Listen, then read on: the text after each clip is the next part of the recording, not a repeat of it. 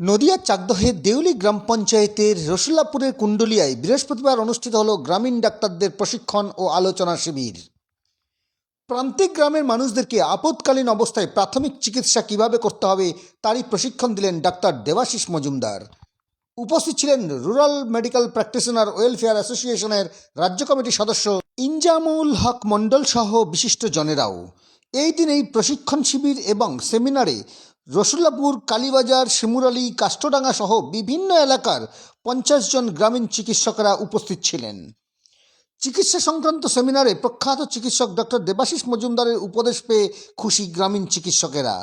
এই সেমিনার প্রসঙ্গে এবং গ্রামীণ চিকিৎসকদের প্রসঙ্গে কি বললেন চিকিৎসক দেবাশিস বাবু, কী বা বললেন গ্রামীণ চিকিৎসক ইনজামুল হক মণ্ডল, আপনারা শুনুন এই বাংলার সংবাদে। বাংলার সাথে মানুষের পাশে। নদিয়ার চাকদহের দেউলি গ্রাম পঞ্চায়েতের রসুল্লাপুর থেকে সমীর দাসের রিপোর্ট।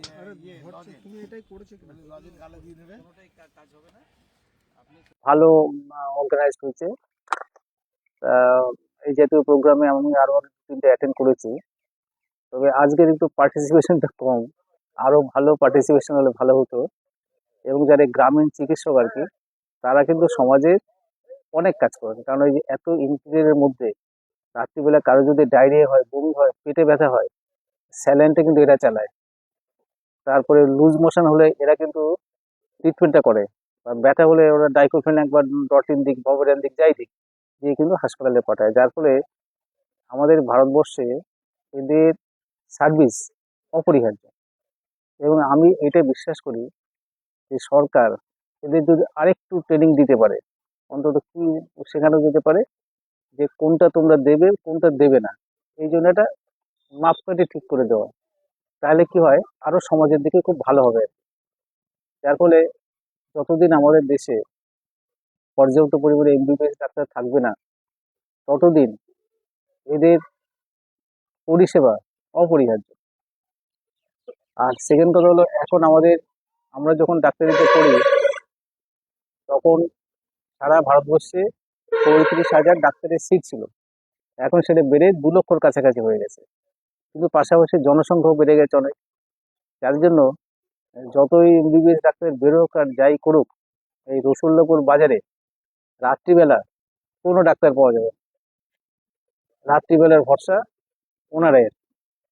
সুতরাং আমার সাজেশন, এনাদেরকে আরেকটু ট্রেনিং দিয়ে আরেকটু যদি শেখেন, তাহলে সেটা সমাজের পক্ষে খুব ভালো হবে।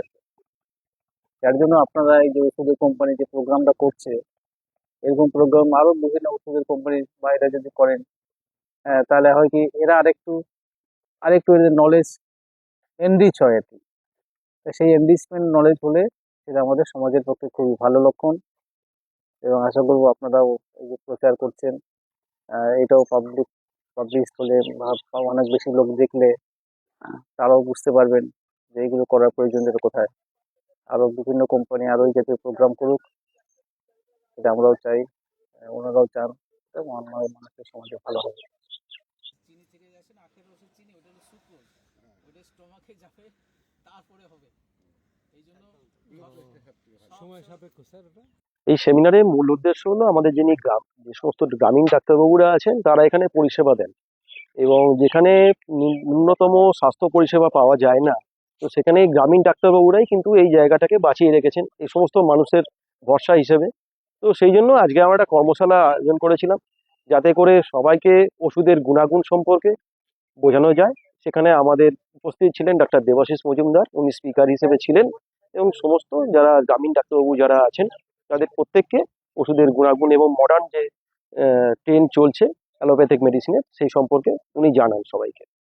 তো এটাই উদ্দেশ্য ছিল, যাতে জ্ঞানের প্রসারটা করা যায়। আজকে কতজন ডাক্তারবাবু এবং কোথায় থেকে কোথা থেকে? আজকে প্রায় সমস্ত জায়গা নিয়ে প্রায় 50 জন ডাক্তারবাবু এসেছিলেন, এবং তারা সবাই এখানে উপস্থিত ছিলেন। এবং হাতে কলমে তাদেরকে প্রশিক্ষণ দেওয়া হলো। হ্যাঁ হ্যাঁ, হাতে কলমে প্রশিক্ষণ দেওয়া হলো এবং নলেজটাও।